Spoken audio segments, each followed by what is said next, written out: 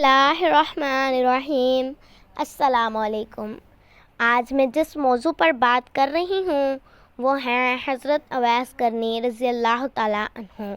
حضرت اویس کرنی رضی اللہ تعالیٰ عنہ کو یہ مقام کیسے ملا؟ نبی اکرم صلی اللہ علیہ وآلہ وسلم کا زمانہ پایا تو یہ اپنی والدہ کی خدمت کرنے والے اکیلے تھے۔ ایک موقع پر انہوں نے اپنی والدہ سے اجازت مانگی کہ میں نبی اکرم صلی اللہ علیہ وآلہ وسلم کا دیدار کروں۔ دیدار کرنے کی اجازت مل گئی، لیکن والدہ نے کہا کہ پیچھے میری خدمت کرنے والا کوئی نہیں، تم جلدی لوٹ آنا۔ مدینہ منورہ آئے، لیکن اللہ تعالیٰ کی شان، نبی کریم صلی اللہ علیہ وآلہ وسلم اس وقت سفر پر تشریف لے گئے تھے۔ یہ وہاں نہ ٹھہرے اور واپس آ گئے۔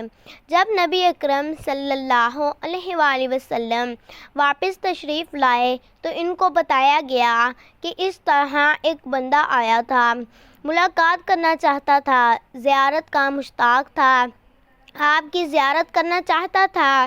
چونکہ آپ نہیں تھے، ان کو واپسی کی جلدی تھی تو وہ واپس چلے گئے۔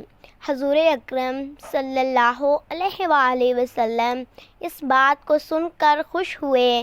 چنانچہ روایت میں لکھا ہے، ایک دفعہ جبہ حضرت عمر رضی اللہ تعالیٰ عنہ اور حضرت علی رضی اللہ تعالیٰ عنہ کے حوالے کیا اور فرمایا، اس بندے کا نام اویس ہے اور یہ قبیلہ قرن سے تعلق رکھتا ہے۔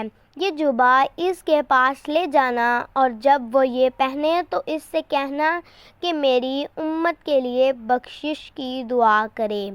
یہ ماں کی خدمت کا اجر ہے کہ اللہ کے نبی صلی اللہ علیہ وآلہ وسلم بھی ہدیہ بھیج رہے ہیں اپنے جوبے کا، اور ساتھ فرمائش بھی کی کہ میری امت کی بخشش کی دعا کرے۔